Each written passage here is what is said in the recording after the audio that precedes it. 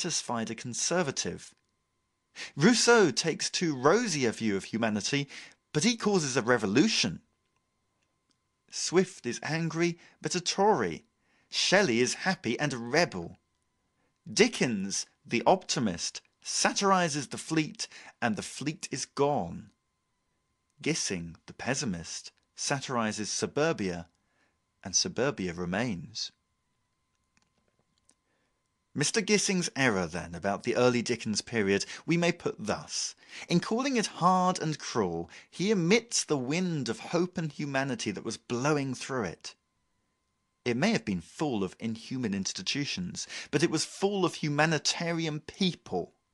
And this humanitarianism was very much the better, in my view, because it was a rough and even rowdy humanitarianism.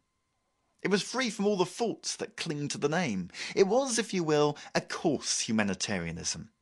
It was a shouting, fighting, drinking philanthropy, a noble thing. But in any case, this atmosphere was the atmosphere of the Revolution, and its main idea was the idea of human equality. I am not concerned here to defend the egalitarian idea against the solemn and babyish attacks made upon it by the rich and learned of today. I am merely concerned to state one of its practical consequences. One of the actual and certain consequences of the idea that all men are equal is immediately to produce very great men. I would say superior men, only that the hero thinks of himself as great, but not as superior. This has been hidden from us of late by a foolish worship of sinister and exceptional men. Men without comradeship or any infectious virtue. This type of Caesar does exist. There is a great man who makes every man feel small. But the real great man is the man who makes every man feel great. The spirit of the early century produced great men because it believed that men were great. It made strong men by encouraging weak men. Its education, its public habits, its rhetoric were all addressed towards encouraging the greatness in everybody. And by encouraging the greatness in everybody, it naturally encouraged superlative greatness in some. Superiority came out of the high rapture of equality.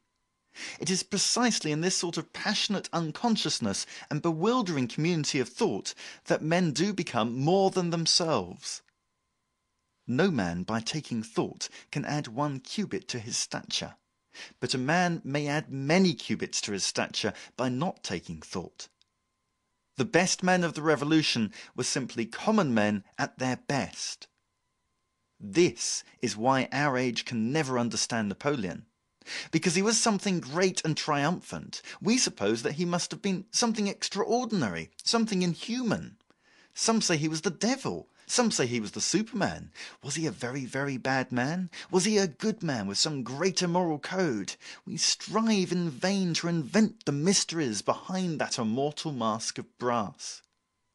The modern world, with all its subtleness, will never guess his strange secret, for his strange secret was that he was very like other people.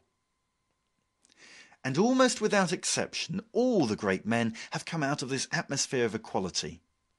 Great men may make despotisms, but democracies make great men.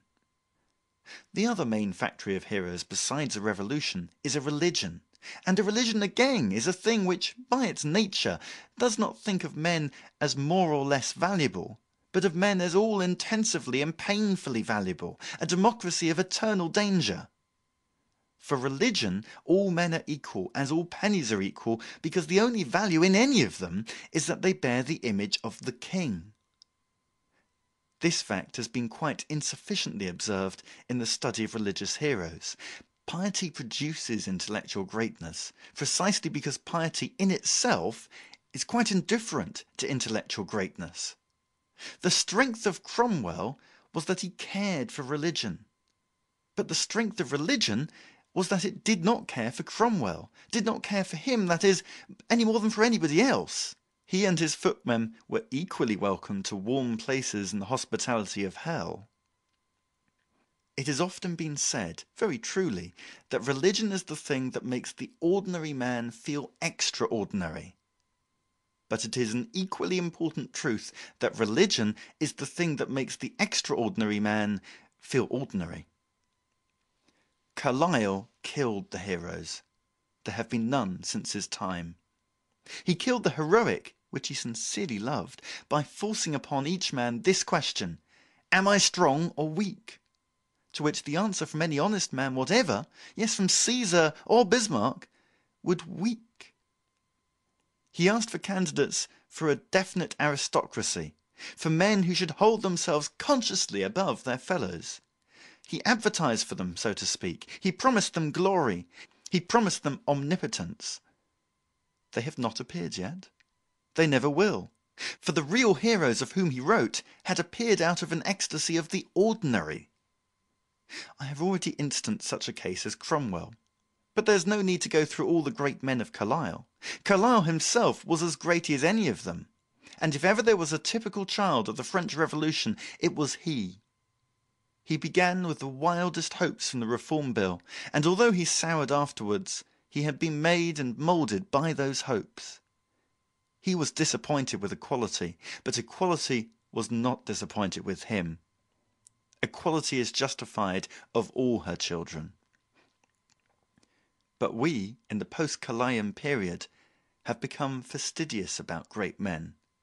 Every man examines himself, every man examines his neighbours, to see whether they or he quite come up to the exact line of greatness. The answer is naturally no.